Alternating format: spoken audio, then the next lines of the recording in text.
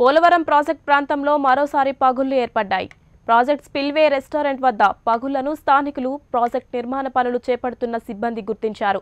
గతంలో పోలవరం నూయిస్ పాయింట్ వద్ద పగుళ్లు ఏర్పడి భారీగా రోడ్డు కోతకు గురైంది. మళ్లీ హఠాత్తుగా బీటలు ఏర్పడటంతో పోలవరం నిర్మాణ కార్మికులు సందర్శకులు భయాందోళనకు గురవుతున్నారు. అయితే ఇదే అంశానికి సంబంధించి మరింత సమాచారం మా కరెస్పాండెంట్ విజయ్ అందిస్తారు. విజయ్, చెప్పండి, పోలవరం ప్రాజెక్ట్ వద్ద పగుళ్లకు సంబంధించి మీ దగ్గర ఉన్న సమాచారం ఏంటి? గుడ్ మార్నింగ్ మమత.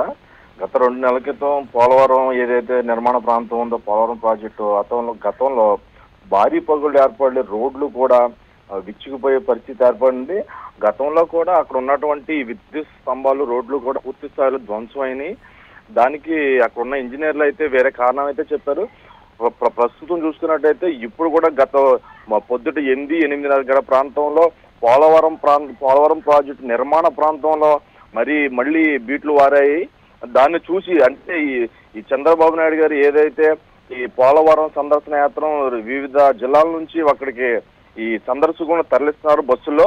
అయితే ఈ పగుళ్ళు చూసి ఒక్కసారిగా అక్కడ ఉన్న కాంట్రాక్టు కార్మికులు కానీ ఇక్కడ సందర్శకులను ఒక్కసారిగా భయాందోళనకు గురయ్యారు. అంటే ఏం జరుగుతుందో తెలియని పరిస్థితి. అంటే ఒక్కసారిగా రోడ్లు అలా బీట్లు వారడంతో అంటే ఏమన్నా భూకంపం వచ్చిందా లేకపోతే ఏదన్నా రోడ్లు ఏమైనా ఒరుగుతున్నాయన్న కాన్సెప్ట్ లో ప్రజలు అయితే భయాందోళన పరుగులు తీశారు.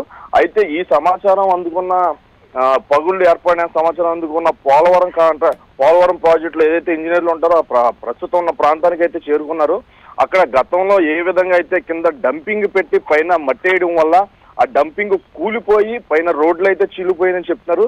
మరి ఇప్పుడు ఏ కారణంతో చీలినైనా కూడా ప్రస్తుతం ఇంజనీర్లు అయితే అక్కడ పర్యవేక్షిస్తున్నారు మమత. అయితే విజయ్, పోలవరం ప్రాజెక్ట్ అనేది అతిపెద్ద ప్రాజెక్ట్. ఈ ప్రాజెక్ట్ లో ఇలా పగులు రావడం, బీటలు వీరడం ఇవన్నీ ఎలా అనిపిస్తున్నాయి ప్రజలకు?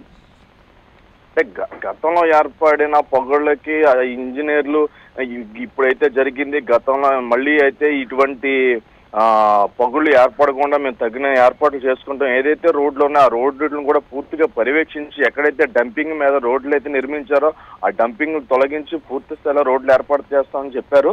కాకపోతే మళ్ళీ ఈ రోజు పగుళ్ళు ఏర్పడంతో వాళ్ళు పనులు చేశారా లేదనేది కూడా ప్రజలు భయాందోళనకు గురవుతున్నారు. అదేవిధంగా ఈ పోలవరం ప్రాజెక్టు నుంచి ఎగువ ప్రాంతాలకి అంటే ఎదురున్న ముంపు గ్రామాలు అయితే కొన్ని ఉన్నాయి. సుమారు 7 ముంపు గ్రామాల వరకు కూడా ఆ ముంపు గ్రామాలు కూడా రోజు ఏం జరుగుద్దా ఏంటి, ఎప్పుడు పగుళ్ళు ఏర్పడతాయి ఏంటి అనేది కూడా ఒక ప్రస్తుతానికి భయాందోళనలో అయితే ఆ 7 గ్రామాల ప్రజలు ఉన్నారు మమత. విజయ్, దీనికి సంబంధించి అధికారులు ఎవరైనా స్పందించారా? అంటే ప్రస్తుతానికి అయితే అధికారులు అయితే ఎవరు స్పందించలేదు.